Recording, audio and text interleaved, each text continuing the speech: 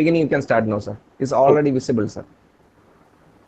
All are students, sir, so they can adjust. No issues of perfection, sir. Okay, fine. Right, sir. Thank you. Okay, so I was just mentioning the outcome, what we expect to achieve out of this presentation. To understand the dimensions of child protection and understand the rights of children, then again understand the different forms of child abuse, of course, and the main thing is to discuss the community involvement in child protection. So we are very familiar with the child and the issues of children. Ramesh sir also, in his introduction, he has given a beautiful and a detailed situation of the child in India as well as in the whole world. You know, children or childhood, it is an important stage in the development process or in the entire life cycle of every human being. Okay, and the life cycle, it is divided into mainly four types or mainly four stages. And the childhood age is the most important thing. And more than that, what is our interest is, the population of India. Can anyone say the population of India? Let us be interactive sometimes also. Population of present India, maybe otherwise according to 2011 census. Can you hear? Yes, yes, sir. It's audible, sir. So Students? somebody can unmute and they can answer this question. Sir, according to 2012 census, 121 crore population in the India.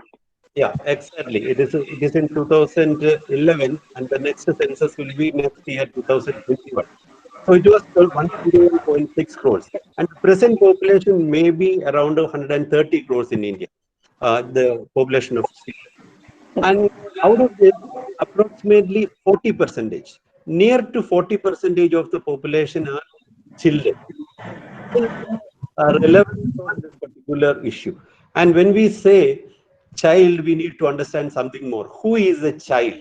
We are all knowing, because this is a fundamental question, and that has been answered. We have learned everything right from our school days, and in all the sessions, this has been repeated also. But we should know this is based on the United Nations Convention for the Rights of Children, UNCRC. According to UNCRC, any individual up to the age of 18, and this is irrespective of gender, race, culture, religion, language, or place, anything. Anybody up to the age of 18 are termed as children. And again, let's see what is the meaning of child protection. There can be a number of definitions on child protection. International definitions are there. The definition given by different organizations are there. But let me introduce some practical steps. In practical terms, protecting the rights of children. That is child protection. And protecting the children from all forms of abuses and maltreatment. And again, creating a protective environment for children, or having a protective environment, or having a safe environment for child to grow or develop. So these things can be termed as child protection. So in the very first line itself, we see protecting the rights of children, because this is very important. Whenever there a violation takes place, and that is going against the child protection. So we have a quick understanding about what is the rights of children. Many of you may be aware of this one. For them, this could treat as a recap of the entire thing. And again, the rights of children have been brought to you by United Nations Convention for the Rights of Children that happened in 1989, November. Okay, 1989. And this is the child rights we have accepted. India has accepted. And India has signed this treaty in the year 1992. You may be aware that there are similar treaties in the case of women and other human beings also, but this is the convention held exclusively for the rights of children. And uh, you know, who is responsible for this child protection. And before coming to our topic, it could be by the government. And government is providing child protection by way of a number of protection services. We are aware of many protection services in India. We will discuss it later. And the protection structure is there. Protection structures are there. Another area is community. Okay.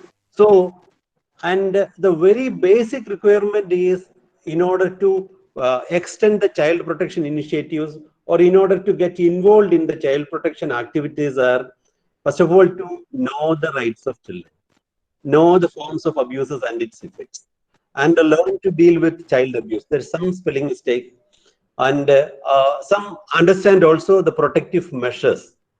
So these are the very fundamental basic requirement for any person, let it be social workers or any person, to get involved in the child protection initiatives or activities. Now with this, let's understand what are the rights of children. And I have already told you, these rights have been brought to us by United Nations Convention for the Rights of Children, that was held in the year 1989. And India has ratified this in the year 1992.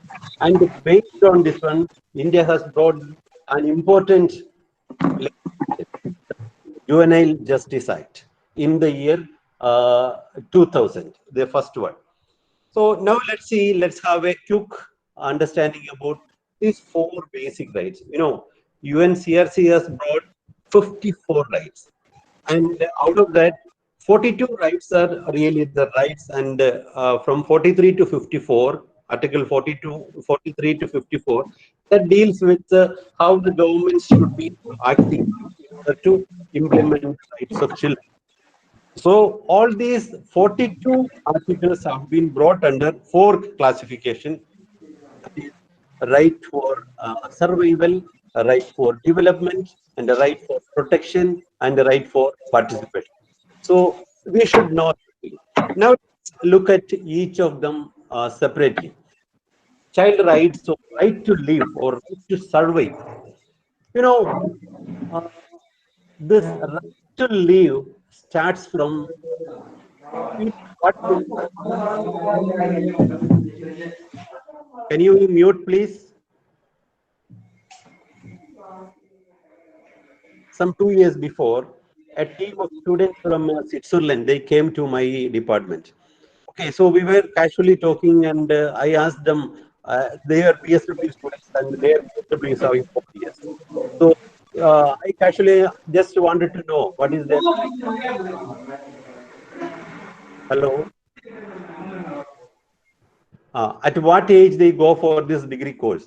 So they started telling 23 years, 22 years, 24 years and all.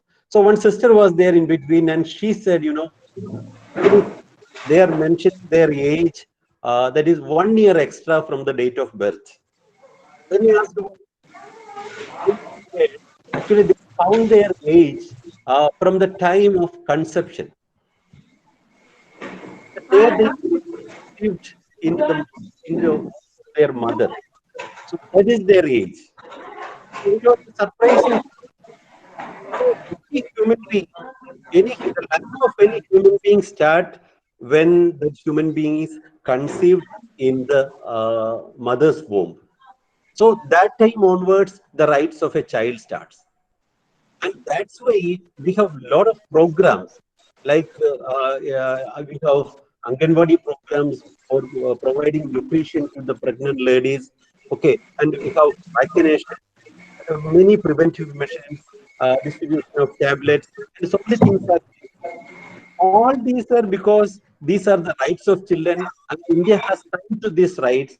And once any nation, any state is signing to these rights, they are supposed to provide means all the means in order to fulfill those rights.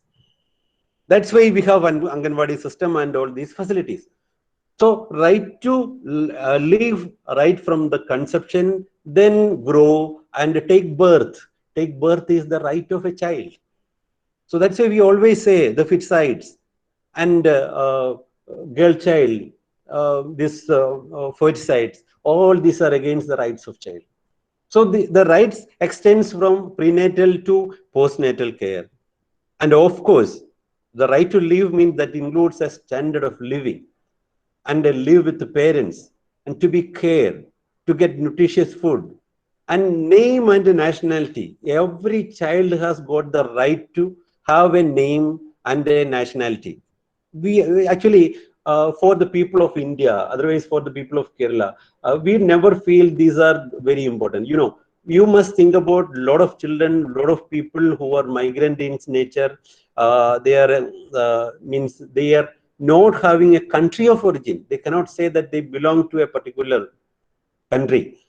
Okay, so for those people, they cannot mention in the nationality column that they are Indian or they are from some other country. But it is the right of a child. In this context only, we should understand. Never always consider all these things on the basis of our country alone. And next right is rights for development. See, in the human growth and development, we have a paper in social work. And there we see the difference between growth and development. Can anyone say what is the difference between growth and development in one sentence? Somebody can unmute and say. So growth is the quantitative and development is qualitative. Okay. So in simple terms, we must say it is a qualitative also, development. And growth is quantitative. See, we are aware that a child after the birth, okay, maybe after 3 months of time, and what happens? Maybe after 6 or 7 months, what happens? And when the child reaches the age of 7 or 8 months, okay, it learns to stand on its knees, then stand on both legs, started taking first step and started to walk. All these takes months together or years. And this is a development process. And the training is given by our own parents. You can go back to your own childhood. Once you go back today, you should check the photographs of your childhood. You should ask your parents to give me the photograph. Let me see how I was in my childhood. So then you can see, you were a child of having 12 inches length, only 12 inches length. And they were holding you in one hand only. Okay, from that time, your parents have taught you how to speak, how to walk, how to run, everything. Why we speak now? Because of the training our parents have given. How we walk now? Because of the training our parents have given. And this is another reason, and this is the most important reason, that you should love your parents. Okay, so when you go back to your home, give a hug and a kiss to your parents for giving you this requirements for development. Okay, now, but at the same time, this is our right. We are supposed, if any parent is not giving this one, it is against the right of that particular child. And this depends on, development depends on different biological factors and environment factors, and how we relate with others. So this, and there are a lot of other requirements for development. Food is required, nutrition for proper growth, health, proper health, education is required, love and care is required, attachment is required, nurturance, opportunities, direction, resources, encouragement, affiliation. And all these may not be possible where there is domestic violence or broken families or over strict discipline. I will come to that later. But before that, all these requirements, you see, food is a requirement, food is our right. That's why the government is providing food through Anganwadi for children, right from the period of conception. And nutritious food, health, free health facilities are there. Government is providing, PHCs are there, government hospitals are there. Whether you attend a private hospital, it is immaterial. It is not the concern of government. Education system, starting from Anganwadi onwards.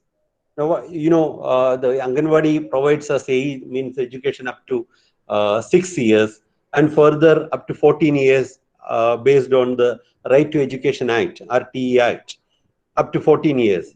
So these are the provisions given by the government based on the rights of children.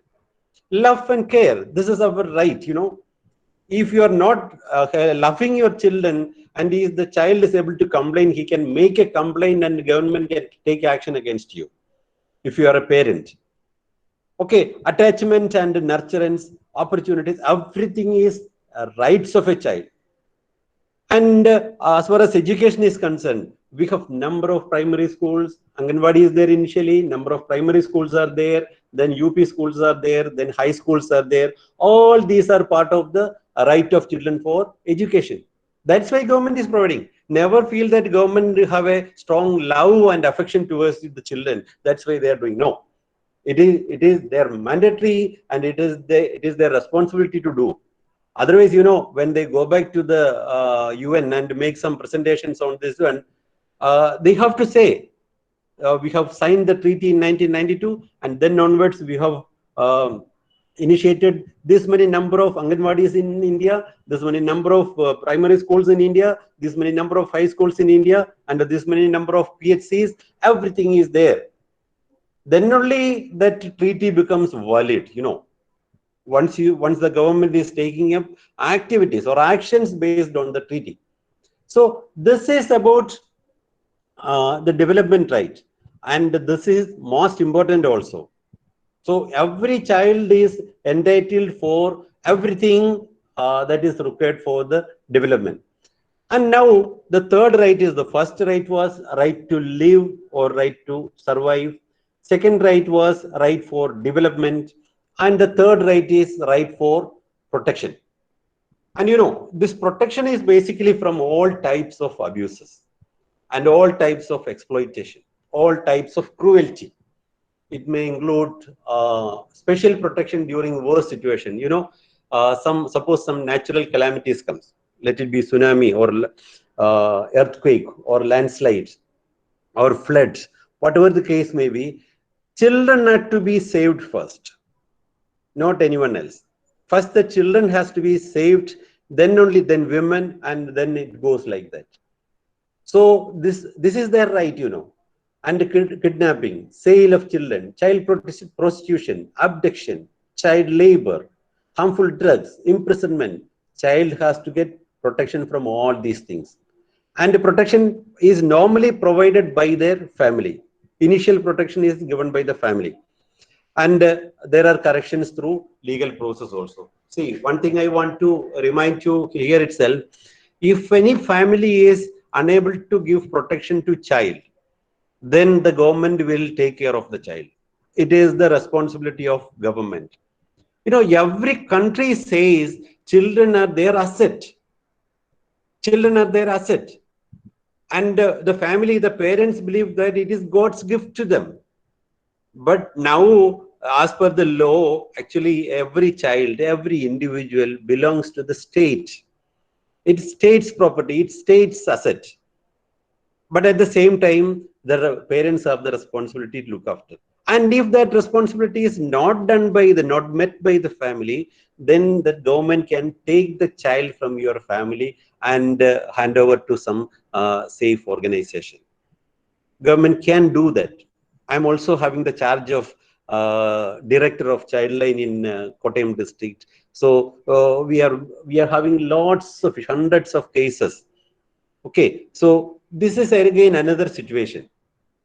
And of course, this protection is not proper. Otherwise, these development needs are not met in the troubled families, broken families, where the husband and wife are separated, or single parent families, okay, where one husband or wife or a father or mother died, or have parental problems. It could be any type of problem during migration, domestic violence, and where there is lack of resources, okay, and child abuse. So now let's see what are the types of abuses that a child is likely to face. It may be inside the family and outside the family. Now, So far we have started discussion on the rights of children. Basically, there are 4 rights: right to live, right for development, a right for protection, and a right for participation. And we are in the 3rd right. Okay, so now we are having a deviation in order to understand. Means child protection is protecting the child, and mainly protection is required from child abuse. So now we will look into what are the types of abuses, child abuses. Again, there are number of child abuses, and it's a situation where a child do not enjoy the rights or an act of violence against children.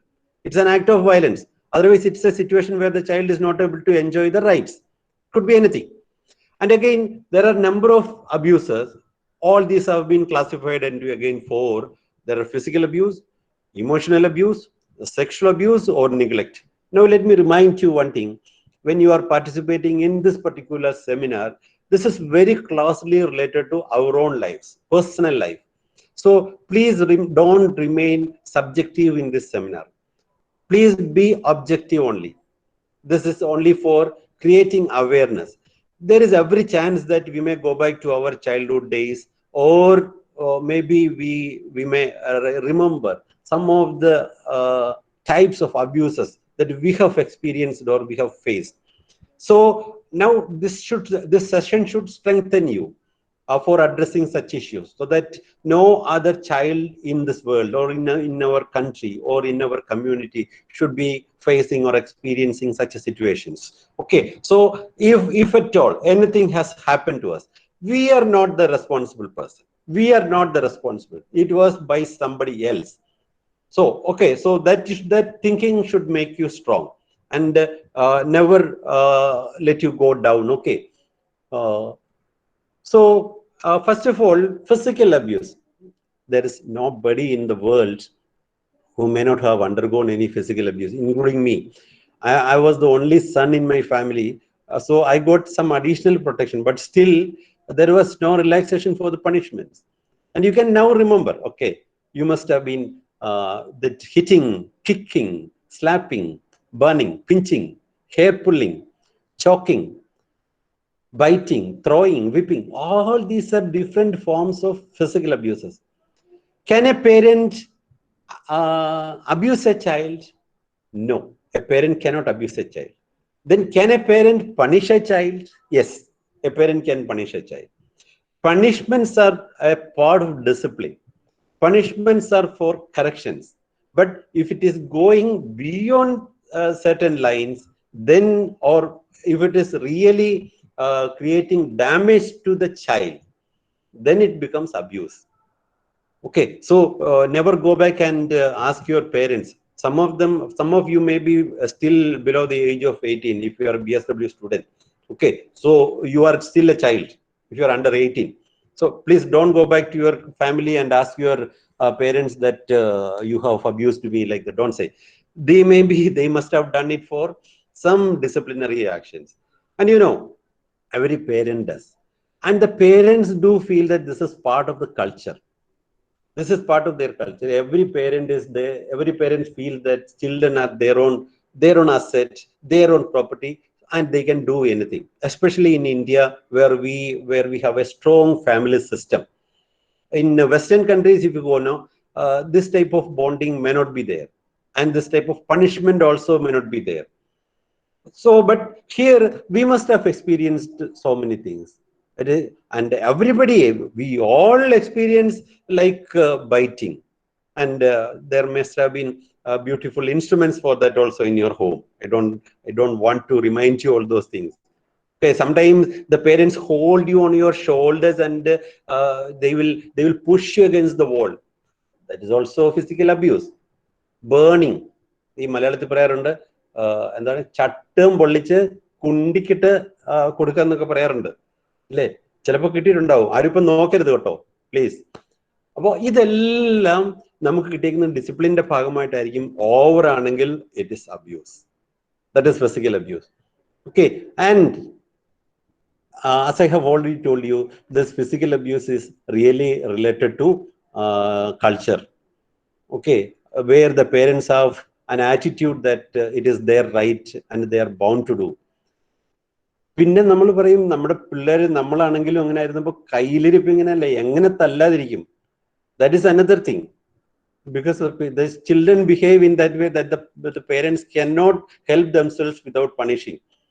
So this is again another thing. So if we are punished, just take it as a part of the discipline process, and again remember those days where they have taught you beautiful things: how to walk, how to speak, how to eat, and how to be part of this society.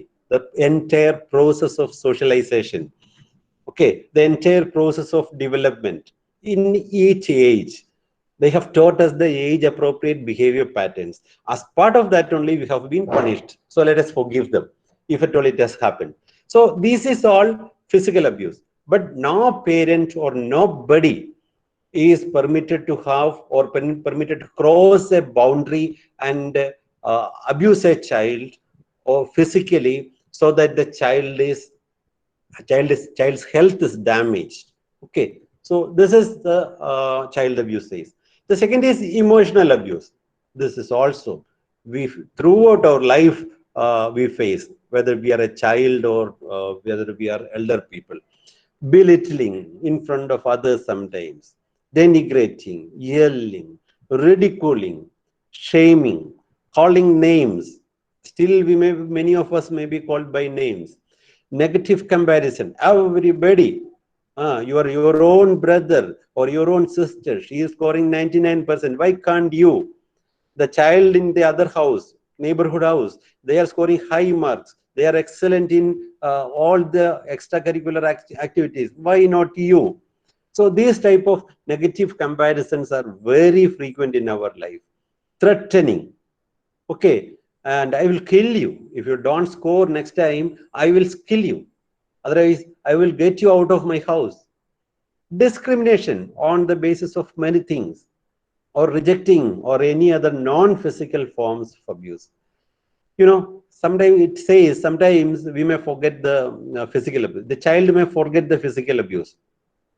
If a child is beaten by mother or father, and after that, if the mother or father goes to the child, sit with the child and explain what happened, why they have given the punishment, the child will be okay. Okay, and he will stop crying, and again he will be back to the normal. But sometimes in the emotional abuse or some of the words that the parents say, the children may not forget. Sometimes it happens. Again, it depends on the love that the parents provide to them. So the second type of abuse is emotional abuse. And the third type of abuse is child sexual abuse. Nowadays, we see frequently in newspaper, in television and all about the sexual abuse and some of the misuse of POCSO Act and all. Okay, so what is actually sexual abuse? Any act on a child by an adult or an older person or the sexual gratification of the older person.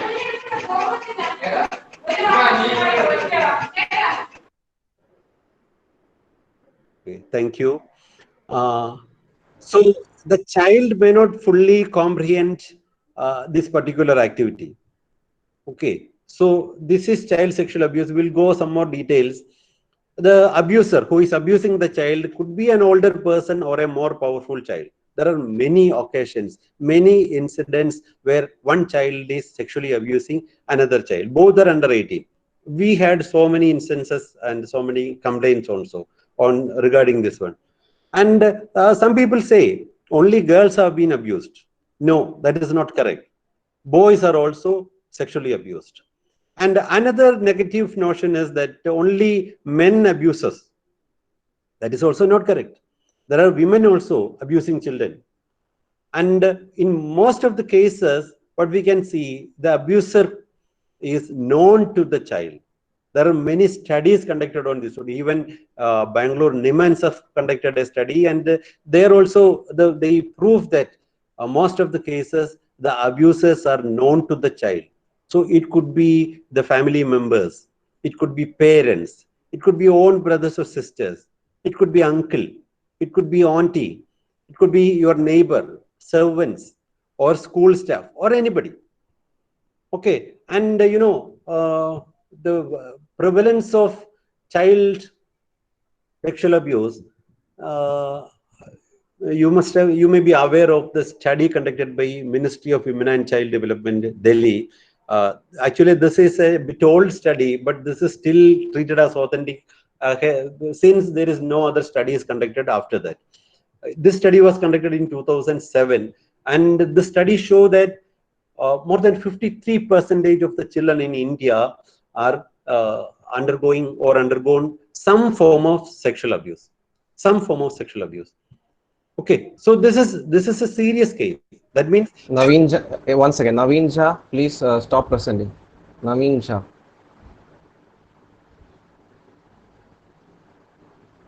Okay. Okay. you. Okay, so thank you. So every one child out of two must have experienced some kind of sexual abuse. Even we must have experienced in our childhood, not because of our mistake. Okay, so and the abuser could be anybody.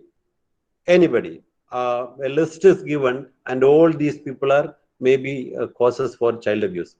And the child abuse could be direct or indirect. We'll see that also, how the direct child sexual abuse is done, and indirect means also. Direct sexual abuse is touching the private parts of the child. That is one thing. Or overcaressing the child with the wrong intention. Some people will take the child and show extraordinary love to them. Okay, that the other people may be finding it difficult to understand. Asking the child to touch the private parts of the person, or asking to involve in sexual activities. Okay, so this is again another form of sexual abuse through touch. Putting or entering body parts or other things into the vagina, anus, or mouth of a child. So this is again sexual abuse through touch. Rub the sexual organs with the body of child. Sometimes it happens while traveling and all. And doing masturbation or in front of the child, or masturbating the child, asking the child to masturbate. All these are sexual abuse through touch. And it could be without touch also. Without touch, looking at a child with a sexual intention. This is also child abuse. If anybody is looking at a child with a sexual intention. And exhibitionism, showing the private parts to a child. Sometimes it happens in on the road and all. Some people they'll be urinating, and they will simply show their private parts to the children passing by. And enjoying child's nudity. See, earlier, all the houses were not having bathrooms or toilets attached with their houses, and the children used to be taking bath outside, maybe near to their well. So there were more chances for this enjoying the nudity of child. And now these things are not that much available, especially in the developed parts of Kerala. And making sexual comments, not touching, but making sexual comments. That is also sexual abuse without touch. And showing or giving porn books, or showing porn books, or pictures, or videos, or asking them to see porn sites, or referring the children to see these sites, handing over CDs or handing over pen drives. All these things are sexual abuse that is without touch. Okay, so should be very careful. And the fourth child abuse is neglect, neglecting the children. So the first abuse was physical, second was emotional, third was sexual, and fourth was emotional neglect abuse. Neglecting a child also is an abuse. Neglecting the health of child, not taking the child to hospital, not sending a child for education, and emotionally affecting the emotional development, not giving proper nutritious food, not having shelter and safe living condition, and failure to properly supervise and protect. Even the parents or others, if they are not looking after the education of a child, that also is neglect, and that is against the right of children, or that is abusing child. So there are actually different forms of neglect in different areas like economic neglect is there, education neglect, health neglect, and nutrition neglect. There are different areas. All these neglects are abusing the child. This normally the people may not consider, because in many times they will say, now it's up to you. You do anything you want. Don't tell me. Okay, some parents will say. And if the children ask them something, then also they will have the same answer. And leaving a child for long period without supervision, that is also neglecting a child. This can lead to different types of abuses outside the house. So all these four forms: physical abuse, emotional abuse, sexual abuse, and neglect. These are the main four forms of abuse. See here, one thing you should remember: if a woman is consuming alcohol during the pregnancy, even that is a physical abuse to the child. Consuming alcohol during the pregnancy. And child labor, that is another physical abuse. Okay, child labor, we know different forms of child labor. Actually, child labor is that much not prevalent in Kerala. But in other parts of India, especially the children, there are 10 million child labor cases in the 2011 census. You know, children are working in textile industries, cracker industries, match industries, glass industries. Like there's so many industries outside Kerala, especially. Even in Kerala, we used to see in hotels run by people outside outside Kerala. They used to employ children, and Childline's intervention was very, very worthwhile. Even we have caught many cases, but nowadays we can't see any children in hotel. If you happen to see any child labor, you must immediately inform. Okay, or if you see any child abandoned, it is our responsibility. Okay, that's what community responsibilities. We will come to that later. I will go a little more faster because this is a very large topic. It's very difficult to finish it in a short time. So earlier we have seen, out of the four major rights of children, we have covered three rights. The first right was right to live, and right for development, right for protection, and the fourth right is right for participation. In between only we have discussed the different forms of child abuse. So what is participation right? Every child has the right to participate in all the matters that is concerning with the child. All the matters that is concerning with the child. It may be education or health or anything. And the feeling is that every child is able to make a decision. And this is age related to their age also.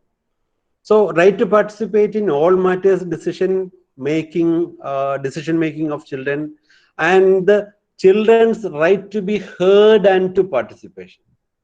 If child is speaking to you, if child wants to say anything, if child wants to share some suggestion, if child gives some opinion, and the others are supposed to listen to them. That is the right of child. And this is official. And recognizing and analyzing children as an independent target group who are able to participate. So this is a principle. Children are able to share their feelings. Children are able to share their suggestions.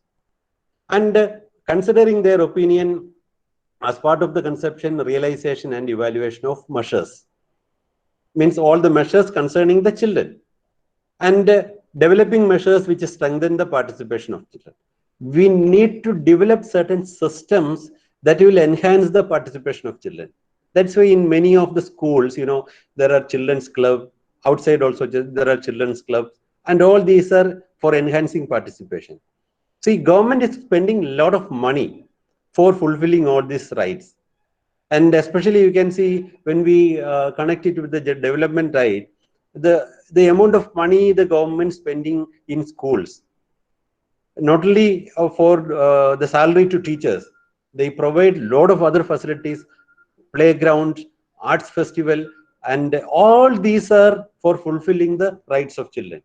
Government provides money to clubs for organizing programs to children. All these are based on the rights of children only. Okay, so these are mainly the important rights. So once again, only the titles will recap: the right to live, right for development, right for protection, and right for participation. And some of the main reasons or main forms of abuses that blocks in achieving these rights are child abuses. And again, there are 4 classifications like physical abuse, emotional abuse, sexual abuse, and neglect. So we must remember all these things. Now let's go further to what is meant by child protection. The third right we have seen, but in general, it is whose responsibility? Who is to protect a child? Ramesh sir also has given in the introduction, we have lots of legislations, acts, and structures that is all provided by the government. So protection services are there and the protective structures are there. So like the government is supporting the child line, we have Kaval project, and there are a lot of other systems.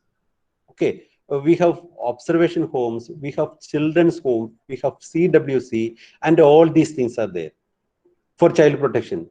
And when we talk about the children's rights, again the legal rights are also part of this one. In the protection in the judiciary also, if a child commit a mistake, if a child commit a crime, and he has to be dealt with under the JJ Act, Juvenile Justice Act. There we are dividing the children into 2 groups: a child in need of care and protection, and a child in conflict. Can you please mute? Okay. Yes, sir, done, sir. Yeah, done. Okay. So these are 2 classifications. One is child in need of care and protection. Another one is child in conflict with the law. So even in family or otherwise also, if any child is in need of care and protection, that means if the family is not able to look after the child, then it becomes the responsibility of the government. If you inform the child line, the number 1098. If you call them, those people will come. They will take the child to Child Welfare Committee, CWC, that is the court for children. And CWC they will decide what is to be done with the child. They may send, if the child is not safe at home, they will send the child to a proper house, either to the children's home or some other approved homes. If a child commits some type of crime, again we can see normal police people in uniform cannot deal with the child, cannot arrest the child, cannot take the child to a police station. Okay, the child will be brought in front of this JJ, again under JJ Act. Okay, so JJ board is there. In all these places there are social workers. Okay, so JJ board will again decide. So sometimes the child may be sent to observation home. Never a child will send to jail, normal jail. That we should know. Okay, nowadays there are some recent amendments where if any child is doing heinous crime and a child is in the age group of 16 to 18, then that particular, there are some classifications of heinous crime, committing murder and such type of things. Those children only will be treated as adults. Okay, otherwise every children will be having a separate protection in the legal system also, and protecting children from human trafficking. So all these things are there. Now government has a proper system of ICPS. You may be aware of ICPS. So Child Welfare Committee is there. Sorry, in the ICPS, DCPOs are there. Then state child protection agencies are there. National child protection agencies are there. So all these things are there. These are all that is the initiatives of government. You may be aware of the NCPCR. Okay, and the Child Rights Act, that was the first act in 2005. So all these things are there. But practically speaking, without the support of community, nothing is possible. Let the government do anything. How this system will come to know? There are a lot of now sexual abuse cases are plenty in our state. and that is increasing nowadays. It is not that cases are increasing, the number of reportings are increasing. Okay, so once people are aware of the thing, if something happens in your surrounding, in your community or in your society, you are supposed to intimate it to the concerned agency so that the agency will take appropriate action for that. So the role of community is very important, and how the community can work in the child protection. When I say this one, or when we discuss this one, we can't be sure that our existing system is proper in nature. The government structure is proper, but as far as the community structure is there, we are yet to have a proper system, and we can do a lot in this one. Especially the students of social work can do a lot. When we are going for field work and all, we can create system, we can start creating the system. Now let's see how it could be. And see, the reasons are the adults and children in a community are the best source for identifying local protection issues. What is the danger in that particular community? Danger for children in that particular community. It could be physical danger, emotional danger, or anything. It could be because of the place problem, because of the individual's problem, or a group problem.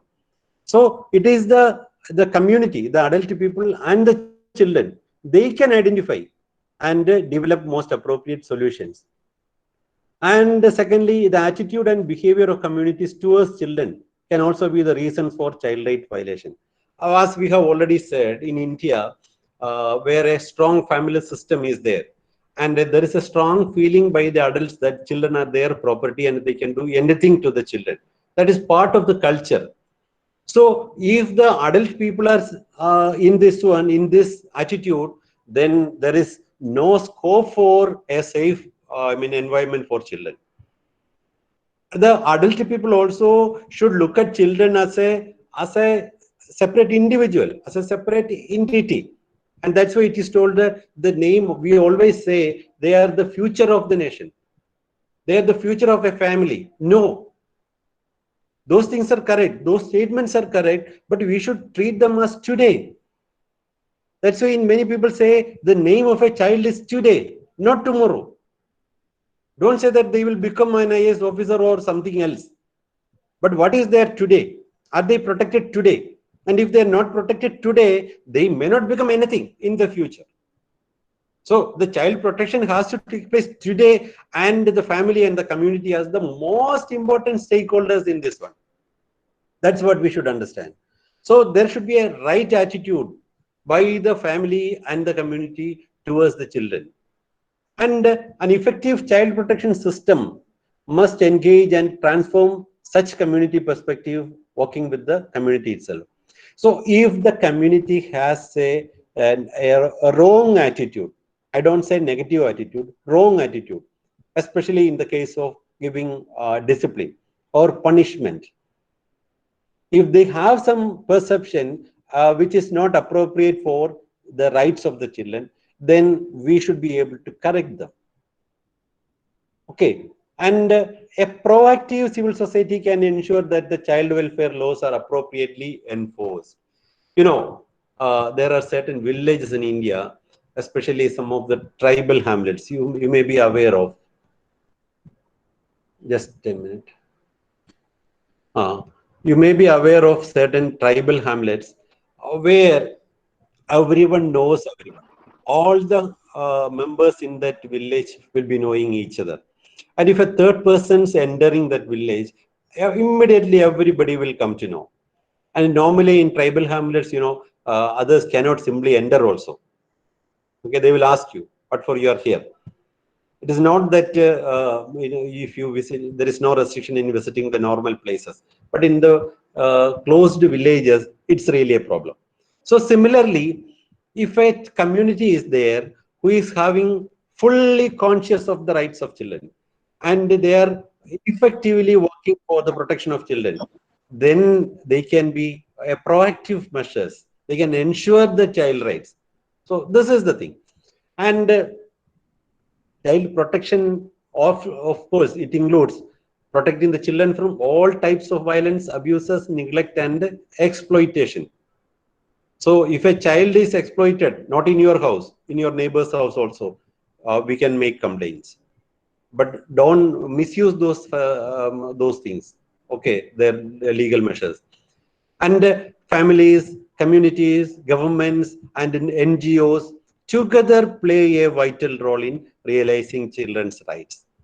That's what we always say. If community alone work, it is not possible. If government alone works, it is not possible. And NGOs have really got a role for educating the community. And children also can play a important role in protecting themselves from abuse and exploitation. And that also we will see how children can act. Now, what we require for child protection in the community. Some of the list, these are all given in UN sites also. Some budget allocations and sustainable investment in child protection services and groups. Now we have Childline, we have ICPS system and the DCPO system. Under that, a load of services are there. So money is required, budget allocation is required. If those people are not paid, then that system will not work. And coordination, multidisciplinary working and accountability, coordination between administration level and different sectors. Now, this is a problem we are also facing. There are a lot of agencies in India who are working towards the protection of children. And sometimes we feel that there is less coordination between all these things.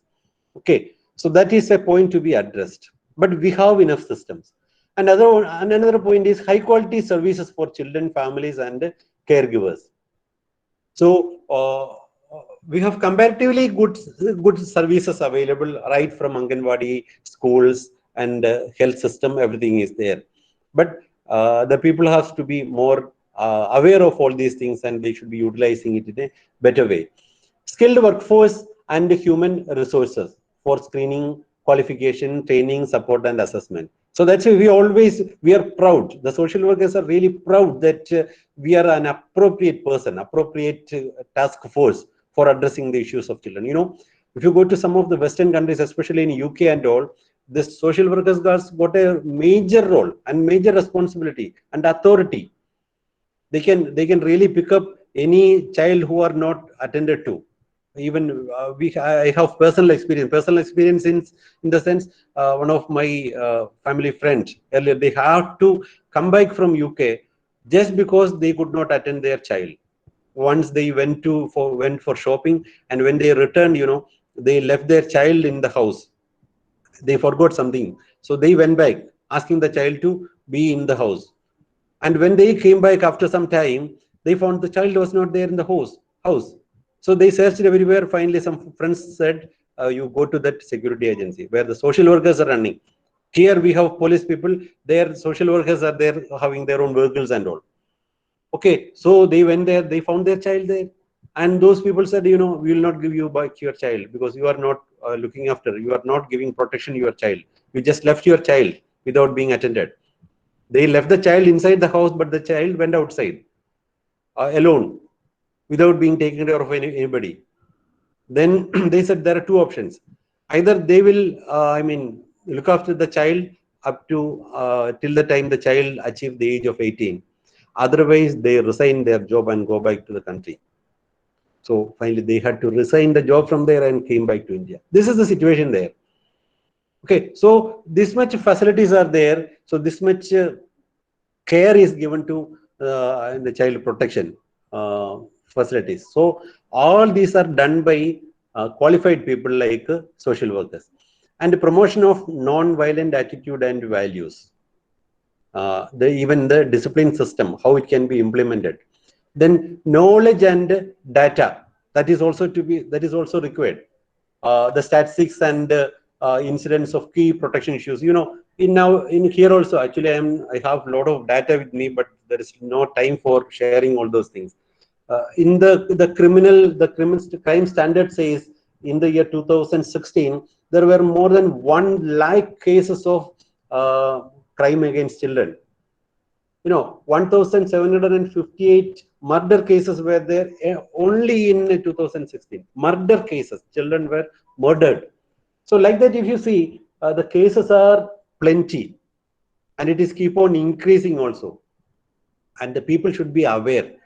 Every person should be aware of this one in the community, so that everyone take, they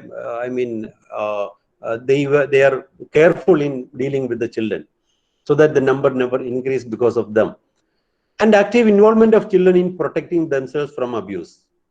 Okay, so children should be consulted, and children should be consulted on all the activities or all the areas related to the children. That's what we have seen in the right for participation. Then a monitoring system should be there. Above all, political will and commitment to child protection is there. It should be there. So proper budget allocation is still a dream in our country also. And the political people, they are still yet to give more importance for the child related programs and activities. Okay, so these things are there. These are some of the basic requirements. And in the community, some of the community based child protection groups can be formed. You may be aware of Jagrada Samadhis in Kerala. So actually the intention of Jagrada Samadhi is to address the issues of women and children, basically. But these Jagrada Samadhis are not functioning effectively. Last year, we have conducted a survey, the Kerala Association of Professional Social Workers. We have conducted a survey through all the social work colleges, where each college has taken one panchayat and studied about the Jagrada Samadhi. And we found the Jagrada Samadhis are not functioning at all. So that means the government or the local systems, the local bodies, they are not giving adequate importance to the children's issues. So that's what I said earlier. I said what we can do whenever we go for field work in community or in a panchayat, you take this one as your objective, strengthening the Jagrada Samadhis. If there is no Jagrada Samadhis, then you create one. Try to create one with the support of the panchayat authorities, president, secretary, and the councillors or the members. Okay, so this should be one of the objective of our field work. And secondly, we have another system like child protection units are there. So district child protection committee is there, and there similar committees are there in the block level and village level. Village level in the sense panchayat level. So now in Kerala also, the panchayat level child protection committees are still not working, still not started working. In very few panchayats it is there. Now we had this Millennium Development Goals earlier, and a concept of child-friendly community or a child-friendly schools. We are familiar with that, but that is to be made practical with our support also. And this is again addressed in the Sustainable Development Goals, 17 goals, which has replaced the Millennium Development Goals. So we should read all these things and get familiar and try to do our field work in the panchayats. Okay, so this is one of the things that social work students and the social work practitioners can do. So these community-based protection groups, this is a volunteer group, and aim to improve the protection and well-being of children in a village and a neighborhood. Some in other countries, these type of groups are there. They are known by several names like orphan and vulnerable children committees, child protection committees, child welfare committees, community care committees, and anti-trafficking committees. All the intention is same, objective is same, and the activities are also same. Okay, so this is one of the important area that we can do. And how a child can involve in a community. This is again another thing. Children can play an important role. They can form child protection groups also. Children can form child protection groups. Okay, and children can talk to members of the adult group, and they can share the problems they are facing in the community, or they can highlight the risk or vulnerable children. They can say they will be knowing better. If a child is undergoing some type of abuses, either in the family or in the community, other children will immediately know, and they can refer this. It may be difficult for an adult person to come to know this one. And especially in schools and all, the children can share these things with the adult people. so that adult group, they can take appropriate actions. And a representative from children's group attending meetings of the adult group. Actually, these are all dreams, you know. We don't have any children's group as such. Actually, there are Balasabhas and all those things are not functioning properly. So that's what our involvement should be, to strengthen all these systems, so that, you know, our social workers will be identified better way. They will be the people, other people will give more credibility to our work. And adult group visiting children's group, and or children and adult group, means both mixed group can be formed. All these things are possible. And community-based children's child protection group can work against child trafficking, exploitative or abusive or child labor, early marriage, gender-based violence, child prostitution, sexual abuse within school and others, and the sexual abuse within family, drug abuse. All these things will be known to the children, which can be shared to the others, and the protective actions can be taken. So and also the community, what community can do other than what we have discussed so far. Some of the prevention activities that can be taken up is awareness raising and community mobilization on children's rights. Everybody in the community should be aware of the rights of children, and what are the protection or care issues in that community, and how far the rights of children are met or addressed.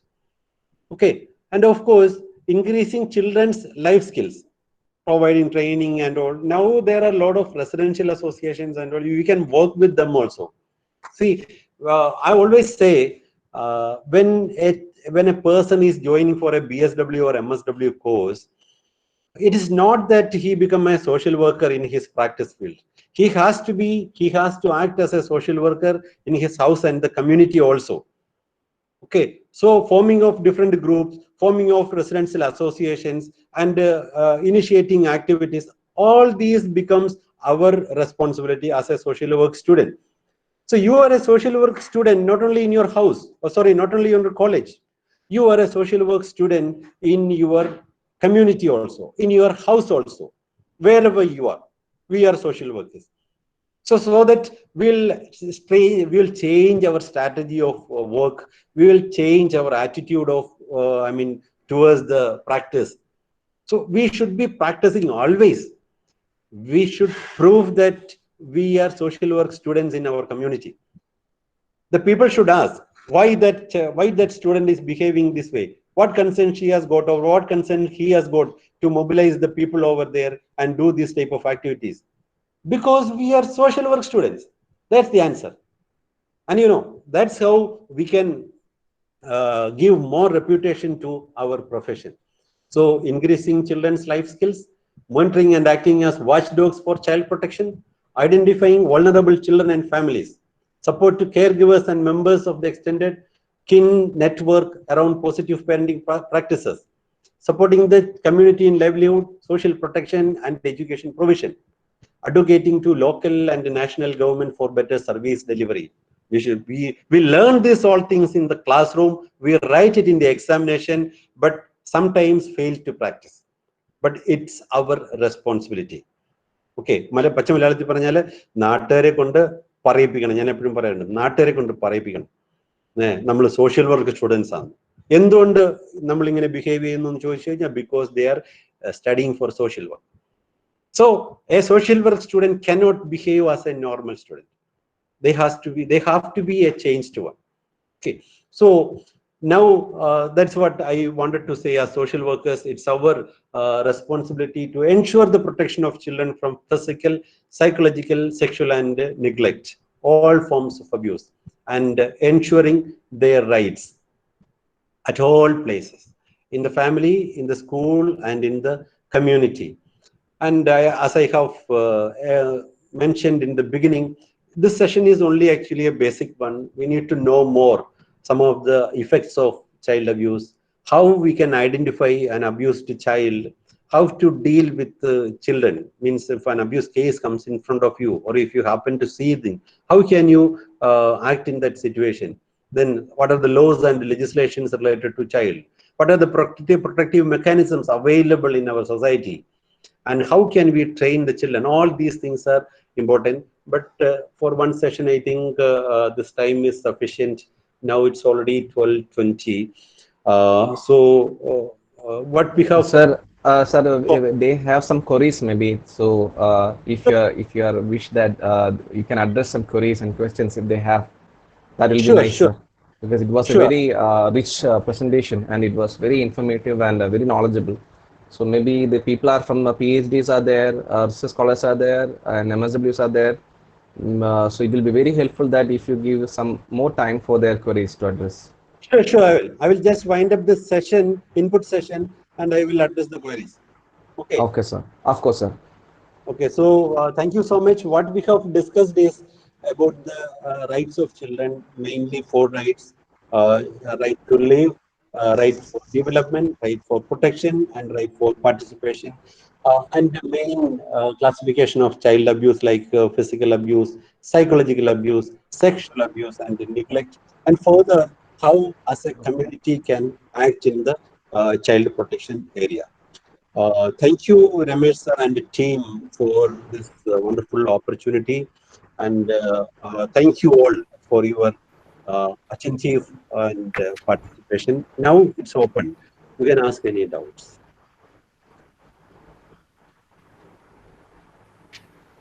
I request all the participants that if you have some queries, and he's an expert in that this area, so I request all that you can post the queries in the chat box, or you can unmute your microphone and you can ask directly. It's over to you, participants.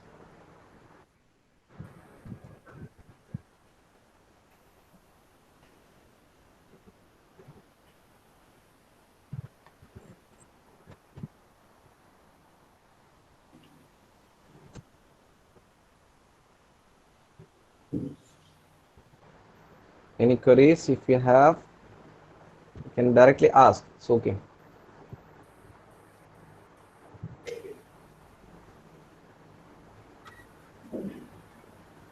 Anyway, there's no queries in the chat box also. Maybe they will be typing, or they can ask directly also. Just unmute your microphone and you can ask. No problem. One question is there, sir. Can you please explain a bit about how community can involve in the early education system of a child? Can you please explain a bit about how community can involve in the early education system of a child? Ben Joseph has asked. Okay, so now for this question, we need to know what are the present systems available in our society. Especially, we are aware that up to the age of 6, it's the Anganwadi system we have. So now the thing is that education is a right of a child. Means no parent can keep the child in their home without sending for education. So, if such situations or such cases are noticed, we can intervene. Why the child is not sent for education? So, we have to inform it to the appropriate agency, and they will take care of. And this education is part of development, and through this education in the Anganwadi, the child is getting a lot of other facilities also that you are aware. So, this is the answer to this question. Right, sir. Thank you. Next, you can unmute and you can ask. If you are facing some issues, like in regarding the microphone also, you can communicate with us. The Shivani is there, who is she is from Jamia Millia Islamia IGNO MSW. You can also ask. People are from there from Delhi, Jharkhand, and some from North Indian side. They can ask. From Pondicherry University are there. Teachers are there. A lot of teachers are there.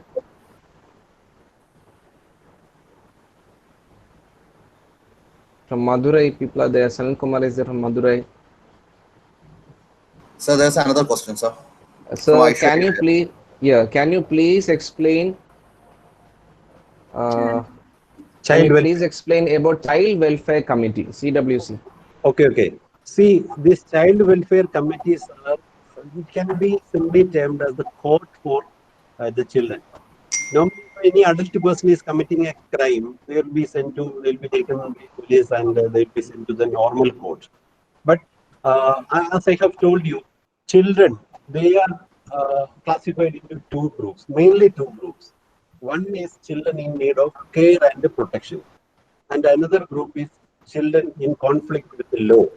Okay, so for the children who needs care and protection, that means if their family or parents are unable to give them appropriate care and protection, then those children will be sent to CWC. The parents themselves can inform that we are unable to look after our child. That is one condition. Otherwise, if you happen to see any child abandoned, street children or anybody, then also that concerned agency can pick up the child and present the child in front of CWC. Okay, so CWC is Child Welfare Committee. This is a group of people, 5 people are there from different background, including one social workers. Okay, so they will study that particular case, and they will make a decision what is to be taken or what is to be done with that particular child. In most of the cases, the child will be sent to children's home, wherever we have children's home in all the districts. In some districts, there are not children's home for girls. So there are registered organizations who look after the girl children. Yeah, that may be available in all the districts. So if it is a girl children, then they will be sent to those organizations. But the parents can come, and if the parents at a later stage, if they feel that they will surely look after the child, they can come back to the CWC and tell, okay, we'll take our child back to home. Then the CWC will again discuss and permit. So if any child is sent to any type of home, again, it is the responsibility of the CWC to have proper follow. Means the child is properly looked after. So we can simply understand that CWC is the court for children, especially in the case of the children who needs care and protection. Sir? Hello? Yeah. Can I audible? What are the steps? Audible. Yeah. Ashmi Selvin. From where? Sir, I want to ask you a question that Okay. children are aware of their rights and other things, but sometimes this makes issues. The misconcept in this knowledge of rights can also make some problems in the society or the family. So I want to ask that how can we get the right knowledge of their own rights to the children? Which are the proper medias to deliver that the accept or the real thing they have to understand? Actually, this is a very good question. Where are you from, Ashmi? Ashmi, which I'm college? I'm from White Memorial College, Panachamuru. Okay, fine. Thank you. Good. Okay. This is a very good question and a tricky question also. Really, Sorry, sir. no, it's nice. It's fine. It's fine. You're welcome. You must ask. Actually, Yes, good. Situation. Some of I the thought an MSW is asking. That's why I have asked in which college and which course you are studying. I thought that is a question from an MSW person. Okay, fine. So this is again depending on the relationship between parents and children. If it is in a family, if the parents are having a proper relation with the children, they are giving proper care and protection. So they will be giving all this information to the children. At the same time, most people, if the child feels or child consider only rights, there is a problem. So responsibility also is there. Okay, the child also feels that they are responsible in the family, so they should be contributing to the family. I have two children in my personal life. I have two children, two boys. I never allowed them to drive any vehicle till they achieved 18. I have number of vehicles in my home, but I never gave them. They learned driving within my house only. And the day they have crossed 18, the day my eldest son has crossed 18, I told him, now you apply for driving license. And I gave. I could see, you can see how the people are, how the children are driving in roads and all. So this is a kind of, I told them, see, I'm a person in this field. And they plenty of times they have asked also initially. I never allowed. I told, this is the case. This is the rule. We are not supposed to go against the rule of the land. Sometimes, every day they go for purchasing something. My son, they will say, Baba, Baba, this is child labor, this is child labor. It is casually, because he also see. I take them for the rural camp and they are quite familiar with all the activities of social work. They know I am the director of Childline. Okay, so they casually simply say, Papa, this is child. But the relationship that they have with me or I have with them, it's also when you teach a child about their children, teach them about responsibility and the restrictions that we have to follow in the society. Okay, so if that is not there, if the parents are not giving love and care and just giving punishment only, then only the child will say that you are going against my right. Otherwise, no. I hope. In cousins also, in to add, in my cousin home, that we used to like balavela, the word used to say that cousin used to reply, Ammi is making me balavela, like child labor, and it is punishable. If I were in a Denmark or Finland, you will be punishable. Like he used to threat her, right? Same thing. Sir, next, thank you, sir. Thank you for your question. That's why it's Thank you for your answer. Next one, cousin. sir. Aishwarya is asking, what are the challenges faced by children in India? What are the major challenges? Major challenges in nowadays. See, all the challenges, all the abuses are challenges, first of all. Okay. Okay. Another challenge is that the development process, whatever we have shared here, that is not reaching to all the children. Never consider about the situation of Kerala and that is which is applicable to the whole India. If you cross the Kerala border, because that's why we always say we are standing at a high place in lot of indexes, development indexes. If you cross Kerala border, then you may find that many places these facilities are not there. Schools are not there. Proper drinking water is not there. Houses are not there. Roads are not there. Health clinics are not there. These things are basic problems that many of the Indian places are facing. And other than this one, child trafficking. Child trafficking is another issue that is recently being means taken as a very serious one. So all this one can be addressed only through the participation of the community. Otherwise, it is not easy by the government to undertake everything as their responsibility and find an answer. And child labor, I have already mentioned. See, 1 crore children, or not 1 crore, 10 crores of children are undergoing child labor. Okay, so you see the condition, and in many areas, I have already mentioned in the class. So that the community should feel that children at their age are for education, not for labor, not for work. If the owner of that particular company or if they feel like that, then they will not put their children into task. Okay, so this is a responsibility and understanding, and accordingly our Thank attitude you. will be changed. Thank you, sir. Sir, another question is there. Please share some strategies to reduce screen time of children, as online classes are becoming an excuse for snatching phones. Again, again, this is a typical question. Screen time now. And Mary Joseph have asked. Now the screen time is for, classes, attending the classes. More children are. Earlier we used to say don't give computer to children, don't give mobile phone to children. Now we can't say that because thing is that discuss with the children, make them responsible for the entire thing. That is one of the best solutions. Okay, even you make them aware of the present situation about the online classes and all, and make them to prepare a timetable. Okay, that if they are really interested to see other things other than the academic activities, make them to prepare a timetable along with you and ask them to follow the timetable. If they are using other programs to view other programs in the TV or something, if it is half an hour, 1 hour, let them stick to that. Okay, so that's the best method. Otherwise, in the present situation, screen time as it is, more time is used for education. We can't say anything. In the present Thank you, sir.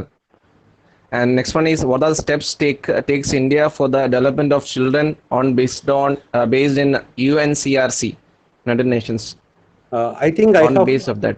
Yeah, yeah, address that one. I have already told while Yes. explaining things, whatever Next, we see in the, we can go to next question, sir. yeah, Children who have undergone abuse in a very young age is not actually given any chances to speak out to the society or to any authorities about what have happened to them. So what really can be done to these small children? By Nanda from National College. okay, so that's again a good question, because the participation of children, age appropriate participation is there. Here we have to take the care and protection given to the children. That is very important. You can see a lot of videos where how the children can be abused, how by whom the children can be abused, especially in the case of sexual abuse and all.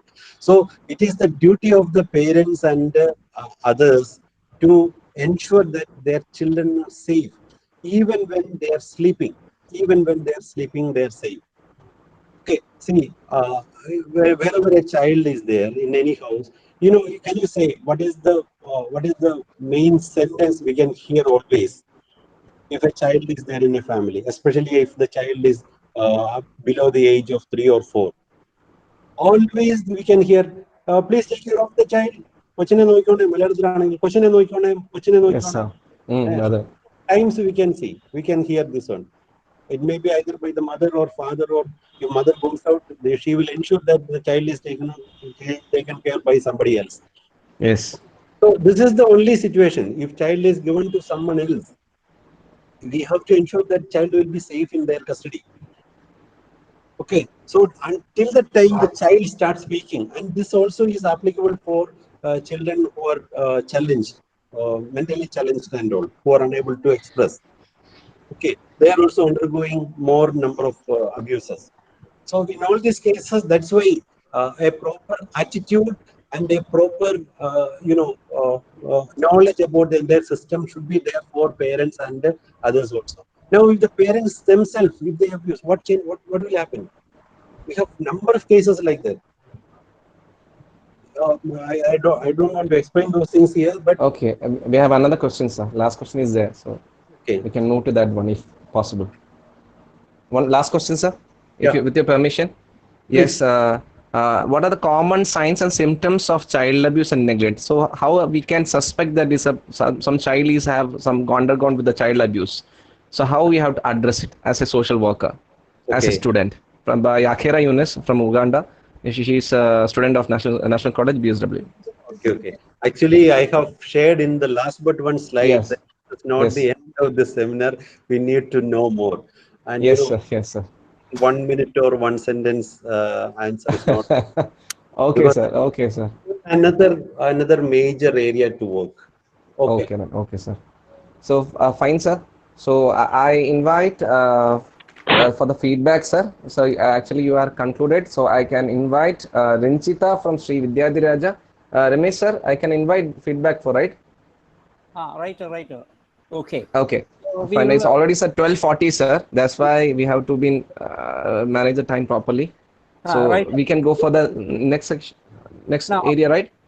Right. So we can just move to the closing comments, and after that we can ask the students to say their feedback. So closing comments, yeah. Closing comments. Okay. Sir, let me tell you that it was a highly resourceful session, and really this we enjoyed. It was highly this informative session. A lot of insights have been given with regard to a very sensitive issue.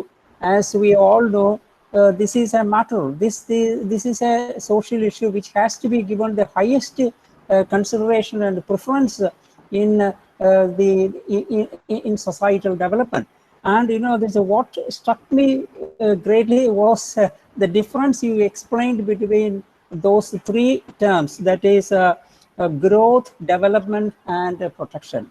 Of course, growth and development obviously stand for quantitative this growth as well as qualitative this aspects. Usually, growth and development are two concepts which are commonly used in the area of economics. But as far as we social workers are concerned, we have also to give this lot of importance to growth and development, because these are two concepts which are closely connected with the protection. And you know this, you have very beautifully articulated, excellently articulated as to how much abuse versus child rights, neglect versus child rights, and of course you have clearly differentiated between abuse and disciplinary punishment. As you have rightly pointed out, there are a lot of these confusions and ambiguities with regard to these domains. People often get it confused, and you know, people who really want to exploit certain situations quite often, you know, there's a interchange these concepts. That has been very clearly explained this by you, sir. And another thing this which I want to tell you is that, you know, we quite often ignore the present, that is today. We always give importance to the past, and we are unnecessarily worried about the future. You know, past is dead and gone. So there is, what is the point in talking about the past? So the child was like that, or a person's past was like that. So let us reduce the discussion of the past and focus more on today, because the today very much depends on the shaping of the future. And you know, I'm very much impressed that you have given a fantastic insight about these kinds of notions. And another thing is that a number of, you know, these organizations, as you have rightly said, that are there in our country with regard to child welfare and of course taking up the protection of children. But unfortunately, we don't have the right kind of coordination among these organizations. So the need of the moment is that we social workers, especially I think CAPS and ASK, have a greater responsibility to see that these organizations are properly interconnected and the services are channelized in the right direction, so that the entire society benefits from these services. Just like the old saying, water, water everywhere, not a drop to drink. Just like that, we have got a lot of these organizations, but unfortunately, their services are just being scattered. So we have to, these kinds of webinars should help a lot, certainly, to consolidate the services and of course strengthen the services which can be just provided to children by and large. And another thing which I want to really appreciate is that this you have said about strengthening Jagrata summaries. Of course, that is a valuable suggestion, and you know, we will certainly try to focus more on Jagrata summaries. Thank you very much, sir, this for making such a suggestion. And as you have rightly said, the moment a student comes and joins in a BSW or MSW, the student should, you know, assume the responsibility of, you know, making this a role change such that that student should get always identified, get an identity or an entity that he or she is a real social worker. Now, these are valuable insights which you have given, and I really appreciate you, sir, for sparing your valuable time for us. We are so much thankful and grateful for you for giving a wonderful, amazing lecture. And you know, this it is certainly very, very informative. I do not know how far the participants have been able to clearly and audibly listen to this what you have said. Anyway, you know, this within our limitations, say your lecture was really fantastic. So this, I, on behalf of the Department of Social Work, I express my heartfelt thanks to you. Thank you, sir. Very kind of you. Very kind of you. Very kind of you. Over to the presenter, Fasil. Yes, thank you, Ramesh sir, for your still inspiring and warmth and careful closing comments, as usual. So I invite feedbacks from the colleges. Miss Renchita from White Memorial. Also, Vidyadhiraja. Renchita is there. You can unmute. Yes, sir. Yes. So give the feedback. Sir ഇതെന്ന് പറയുന്നത് ഭയങ്കര useful ആയിട്ടുള്ള ഒരു class ആയിരുന്നു ഞങ്ങൾക്ക്.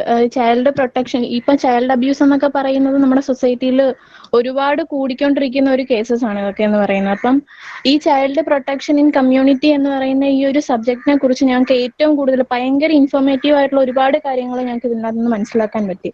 അപ്പം അതുകൊണ്ട് തന്നെ സാറിനും ഞാൻ ക്ലാസ് എടുത്ത സാറിനും പിന്നെ അതുകൂടാതെ ഞങ്ങൾക്ക് ഇങ്ങനെ ഒരു പ്ലാറ്റ്ഫോം ഒരുക്കി തന്നിട്ടുള്ള നാഷണൽ കോളേജിലെ എല്ലാ ലെക്ചേഴ്സിനും സ്റ്റുഡൻസിനും എല്ലാവർക്കും എൻ്റെ പേരിലും എൻ്റെ ഡിപ്പാർട്ട്മെന്റ് പേരിലുള്ള നന്ദി അറിയിച്ചു. Thank you, Renchita. I invite Miss Annie from White Memorial for the feedback. Good afternoon, all and all. Very good afternoon. Myself Annie, BSW third year student of White Memorial College of Arts and Science for Women. And okay, on behalf of White Memorial College and the Department of Social Work, I extend my sincere gratitude and hearty congratulations to each and every member behind this webinar series.